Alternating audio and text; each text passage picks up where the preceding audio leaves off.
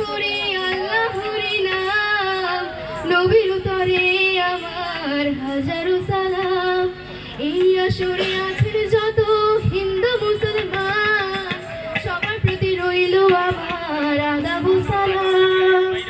দয়া করো দয়াল আল্লাহ, দোয়া করো গুরু, সাতজনেতে মিলে এবার জারি করছি শুরু। বাংলাদেশের উন্নয়নের কথা করিব বর্ণন, শোনেন শোনেন সুধীজন, শোনেন দিয়া মন, শোনেন শোনেন জনগণ, শোনেন দিয়া মন। এই দেশেতে জন্ম নিয়া ধন্য বাঙালি, সকল দেশের সেরা এ দেশ আমার জন্মভূমি।